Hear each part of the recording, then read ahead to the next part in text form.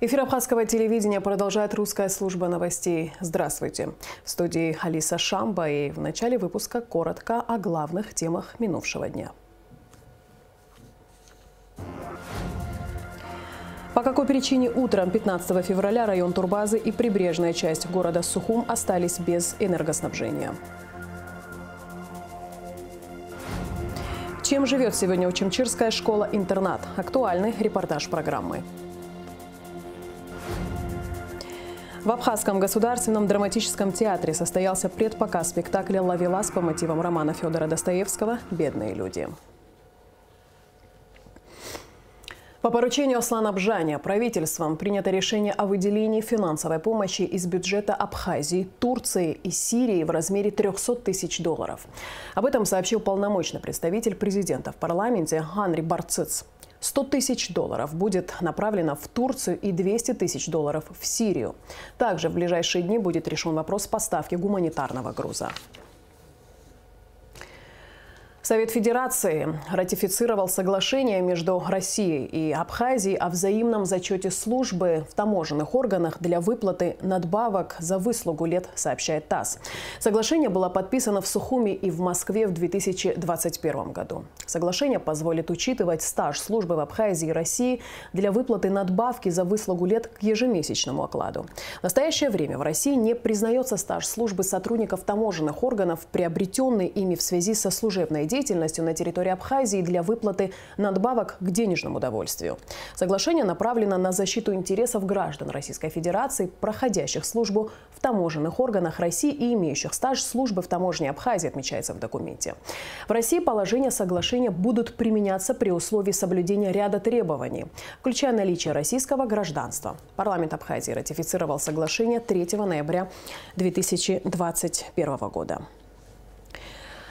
В рамках подготовки проекта закона об апартаментах и апарт-отелях в торгово-промышленной палате Абхазии состоялся круглый стол. Ранее аналогичный круглый стол проходил в АГУ, где академическое сообщество, всесторонне изучив этот вопрос, положительно высказалось о проекте закона. При обсуждении в ТПП высказывались различные точки зрения, и критические, и положительные. Однако это обстоятельство не нашло отражения в официальном релизе ТПП. Сразу после новостей смотрите запись круглого стола.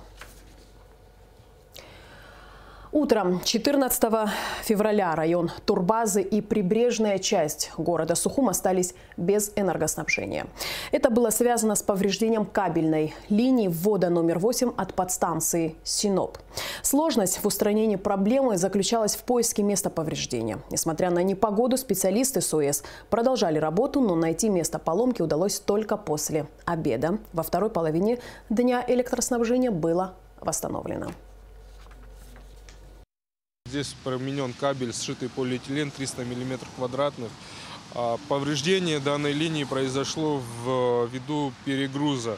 То есть линия загружена на максимальные значения, как допустимые, поэтому она вышла из строя. То есть если бы нагрузка была поменьше, то этой аварии бы не случилось. От аварии, к сожалению, мы не застрахованы, так как наше оборудование работает на пределе возможного. И хотелось бы, конечно, обратиться к нашим гражданам. По возможности, пожалуйста, экономить электроэнергию, потому что небрежное отношение, пренебрежение экономией приводит к именно вот таким повреждениям, когда мы сами остаемся на многие-многие часы без света, без тепла, без воды. Наш следующий сюжет об Учимчирской школе-интернате. Сегодня здесь более 400 воспитанников. Для многих из них школа стала вторым домом, где не только обучают грамоте, но и заботятся о досуге детей, прививая им любовь к спорту и музыке. Выпускники интерната выигрывают международные конкурсы и поступают в ведущие высшие учебные заведения. Репортаж Гугуцы Вардания. Детский смех, оживленные коридоры, интересные уроки и беседы учеников с педагогами. В стенах Учимчирской школы-интерната с самого порога чувствуется тепло, доброта и безграничная любовь к каждому ребенку. Вот такое веселое детское пение доносится из кабинета музыки. Наша съемочная группа заглянула на урок.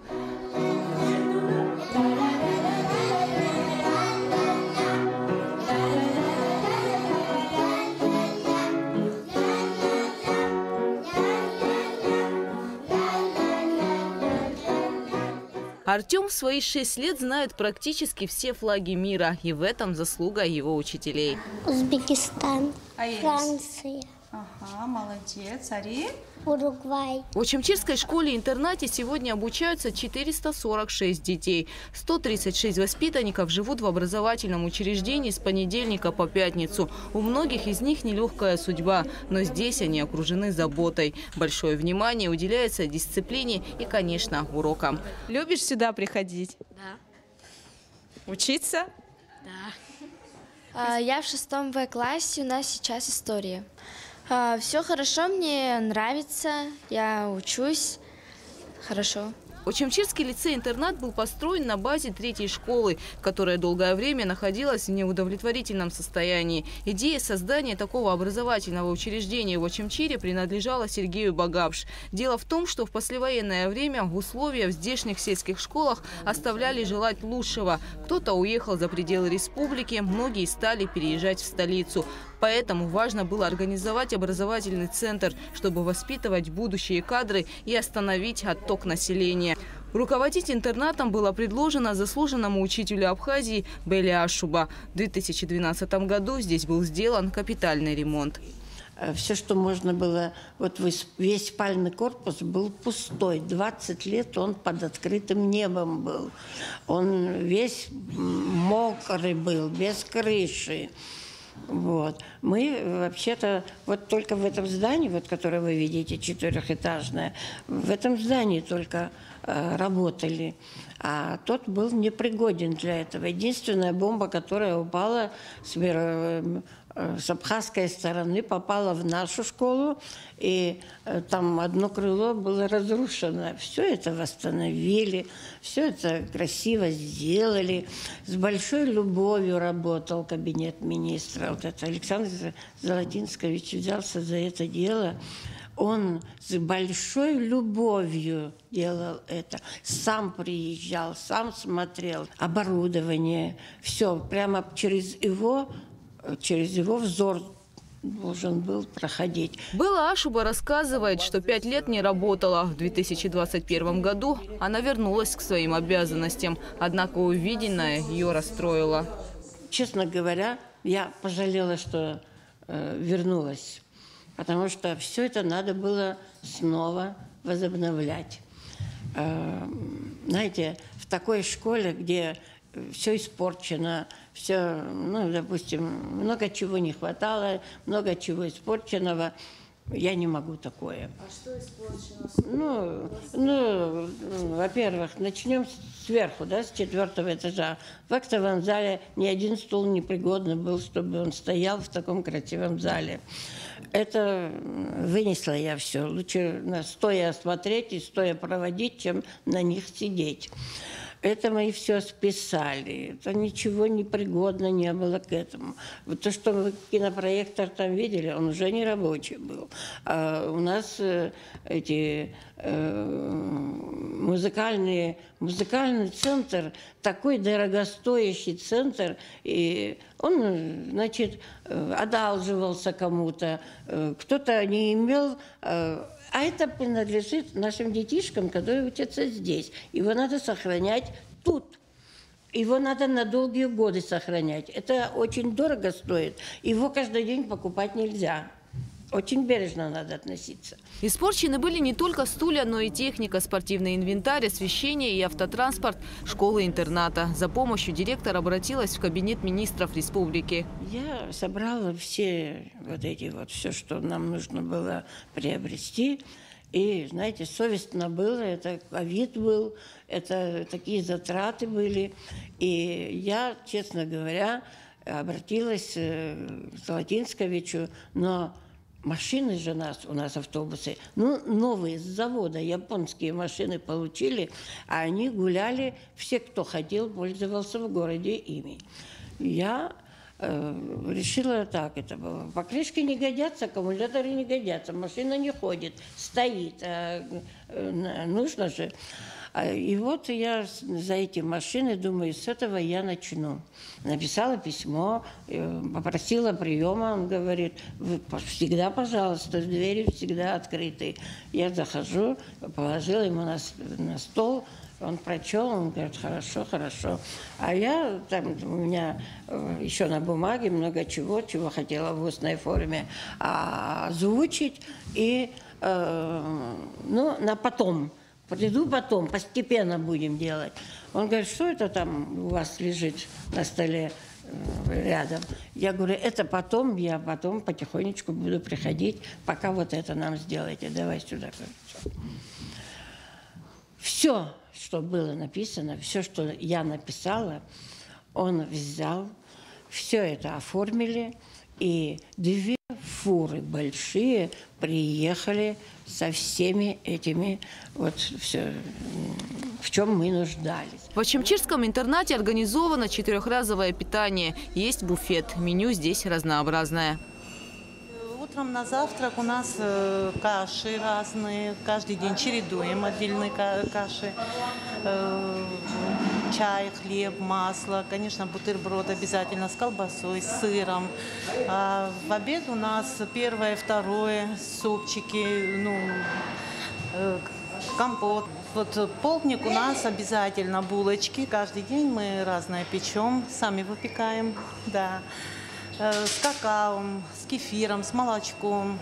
А потом ужин у нас тоже макароны с сыром, макароны с мясом. У нас, не знаю. Детишки любят сюда? Очень любят приходить, они очень все довольные, все, не знаю, сытные уходят, довольные дети, да.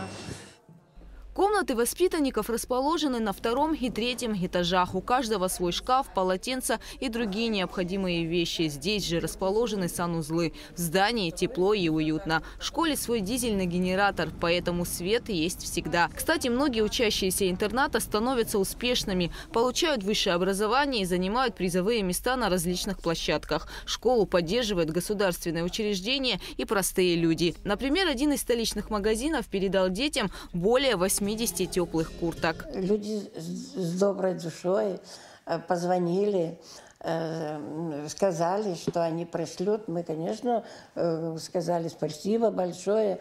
Можете не называть, нам сказали, но спасибо большое им, всем, кто с такой добротой, с такой, знаете, с такими добрыми сердцами, они еще не перевелись.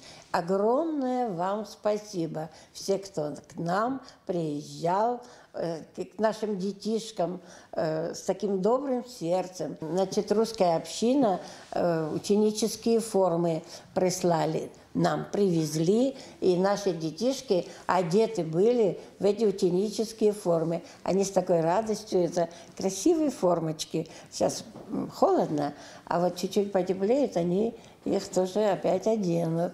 Таможенный комитет неоднократно оказывал нашему интернату помощь. Президент нас спонсировал, когда мы в Санкт-Петербург наших певиц посылали.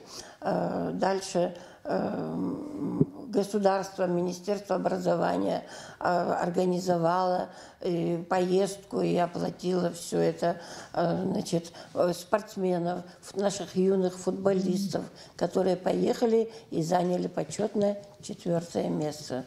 В школе функционирует 10 спортивных и творческих кружков: футбол, волейбол, бокс, шахматы, теннис, танцы, фольклор, вышивание. Каждый может найти занятие по душе. Среди выпускников школы-интерната участники вокального и танцевального проектов «Ты супер», Валерия Адлиба и Леон Какба. Все учителя здесь квалифицированные специалисты. 4 из них – заслуженные педагоги Республики Абхазия. Гугут Савардания, Михаил Братухин, Абхазское телевидение. С 15 по 18 февраля МЧС проводит комплексные командно-штабные учения по теме «Отработка действий по ликвидации последствий схода лавины и проведения поисково-спасательных работ в горной местности на территории Рицинского реликтового национального парка». Как сообщает пресс-служба ведомства, в учениях будет задействован личный состав министерства в количестве до 50 человек, а также 15 единиц спецтехники. В Абхазском драматическом театре очередная премьера. История любви Макара Девушкина и Вареньки Доброселовой не оставит зрителей равнодушными, а оригинальное режиссерское решение затянет в центр событий. На предпоказе спектакля «Ловелас» по пьесе Валерия Симоновского, написанной по мотивам романа Достоевского «Бедные люди», побывала наша съемочная группа. Репортаж Сарии Кварасхелья.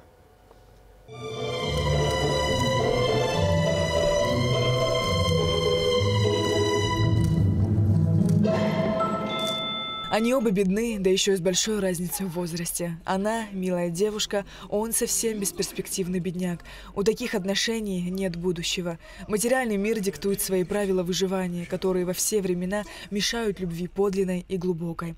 Главный герой истории Макар Алексеевич Девушкин оказывается совсем не тем, кем его представляют. Движимый таинственной силой Макар проведет зрителя по самым темным уголкам человеческой души.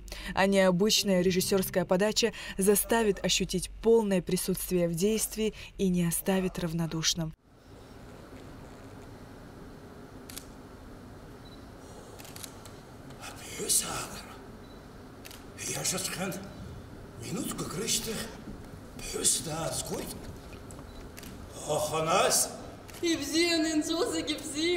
Так как «Ловелас» – это камерное произведение, занята не вся труппа театра, а всего лишь 4 артиста.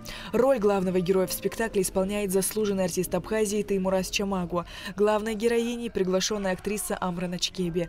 Также в постановке участвуют Рази Татания и молодые актеры Аляс Колбая и Леон Куругле.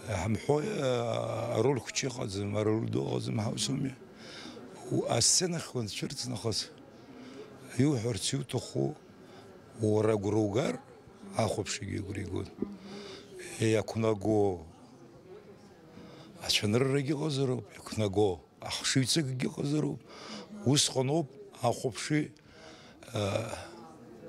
رياس أخو بشيء يخاطي بسخرة وزغزر بريوس رباجرك نس جرت سبيكتاكل كورج يربن سبيكتاكل ويزعلك يستشجعها أكتر السنة شرمزر. В постановке использовано оригинальное режиссерское решение, которое позволяет зрителям находиться в самом центре событий и смотреть спектакль не из зрительского зала, а со сцены. В пьесе «Ловелас» удивительно сочетаются прошлое и настоящее. Хорошо знакомые герои Макар и Варя существуют во времени, описанном русским классиком, и в условной реальности, созданной современным драматургом. Пьеса дала возможность режиссеру Адгуру Кове применить излюбленный прием – вовлечь в действие зрителя. А данный спектакль режиссер ставил еще 7 лет назад. Роман очень слабый, очень сентиментальный, очень сопливый, особенно по нынешним временам. Да? И вот драматургу удалось, фактически он написал пародию на роман. Но пародию на роман своего любимого писателя.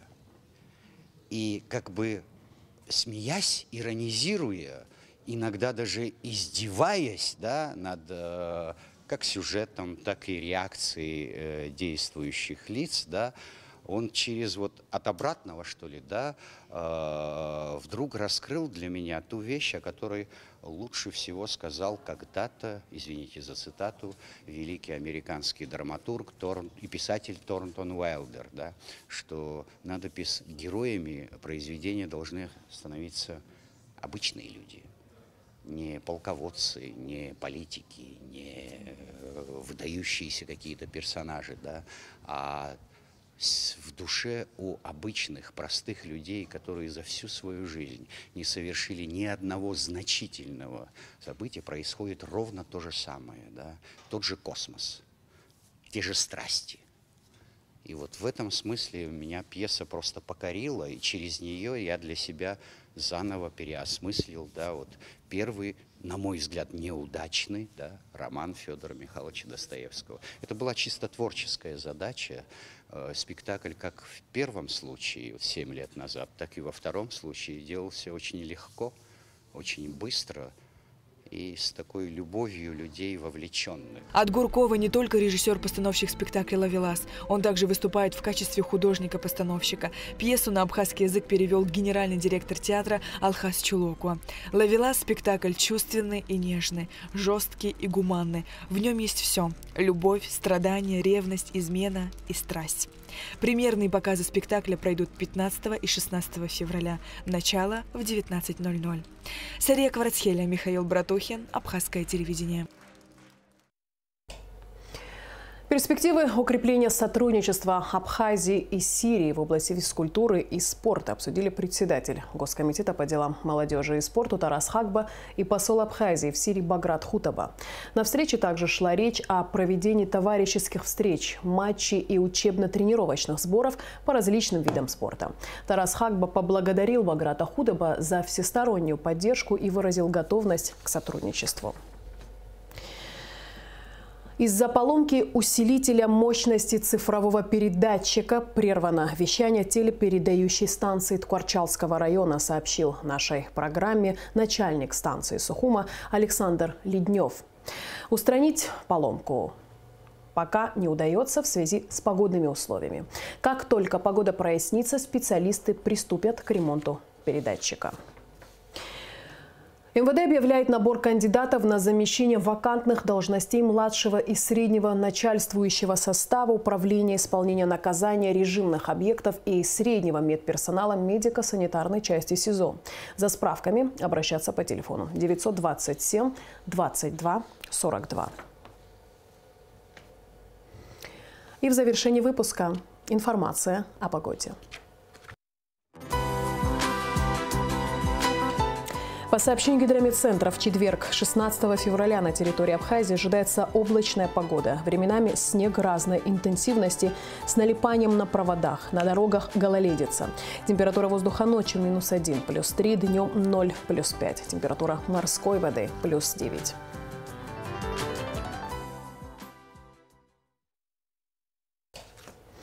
На этом наш выпуск завершен. Я с вами прощаюсь, а Абхазское телевидение продолжает свою работу.